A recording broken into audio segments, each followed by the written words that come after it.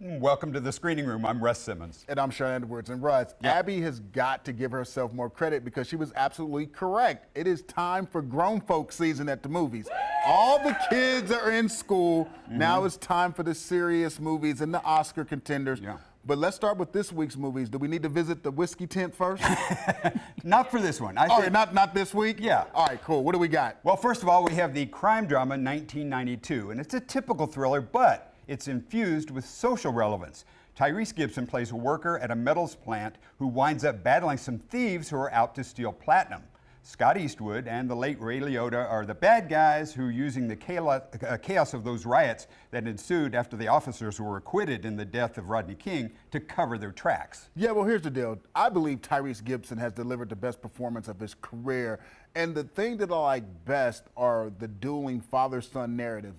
Gibson and Christopher Emmanuel are effective as father and son, and Scott Eastwood, who plays Ray Liotta's son, are equally engaging and convincing. Yeah, I think this thriller is modestly effective in spite of some of those glaring plot holes. Yeah, like you said, it's ultimately a heist movie, but the backdrop of the 1992 riots in LA is a jarring reminder of how racially explosive things quickly became and how little things have actually changed. True enough. 3 popcorn bags for me. 4 popcorn bags for 1992. Do you remember what you were doing back in 1992? Unfortunately, I do. All right. All I remember is Bill Clinton was president. Yeah. Well, speaking of presidents, the 40th president Come on, of the man, you United gotta give me States. props for that. Come on, that transition. Yeah. That was flawless. And President Ronald Reagan gets the movie biopic treatment in Reagan. Yes. And Dennis Quaid plays the actor turned politician in a well-produced but superficial overview that the term hagiography was coined for. I know, Russ, I was so looking forward to this movie because I love these type of films. Now, there are great movies about actual U.S. presidents. Think Oliver Stone's Nixon, which is one of the best movies in general, and Spielberg's Lincoln.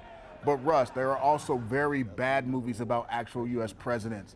Primary Colors and W come to mind. Unfortunately, we have to add Reagan to the list of the bad movies about actual presidents. Yeah, it's less an insightful look at the man and more of a fawning idealization promoting a political viewpoint. Now, while it skims the surface, Reagan's still an informative synopsis that should appeal to the Gipper's many admirers. Yeah, but you don't want this type of film to skim the surface. Right. And it also felt closer to propaganda than anything else. It just played too loose with the facts and concentrates more on hero worship than presenting a balanced perspective. Now, Dennis Quaid isn't horrible as Reagan, but Russ, I never stopped seeing Quaid, and that really bothered me. I'm going to give it 2 popcorn bags. 1 popcorn bag. This should have been a great movie. Also, what was with that weird POV and the Soviet Union and all terrible. that stuff? Yeah, that was Terrible. bad. That was bad. That was bad. Well, Luke Wilson and Greg Kinnear headline the family-friendly sports movie, You Gotta Believe. It tells the true story of a ragtag Little League baseball team whose coach is afflicted with cancer. His struggles inspire them, propelling this team with very little natural talent into the Little League World Series.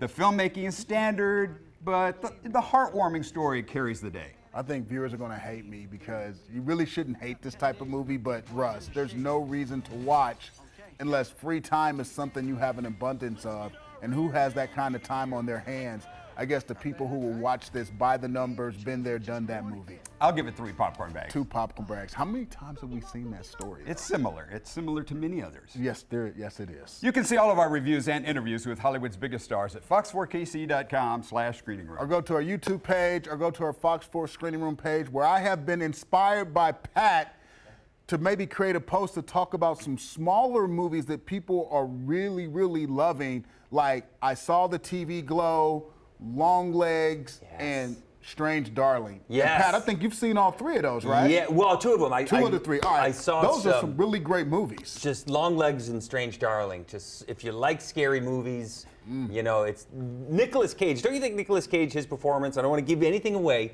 but maybe is up there with Anthony Hopkins as... Nicolas Cage is the outstanding. greatest actor of our generation, the previous generation, and the generations to come. He's good. Right. Like He's it's up there great. with Hannibal Lecter. Yes, it's a great movie. You're dead on. People check out Long Legs. Yeah. And then you can say if I was right or if Pat was right. But we both agree that's a movie you need to check out right now.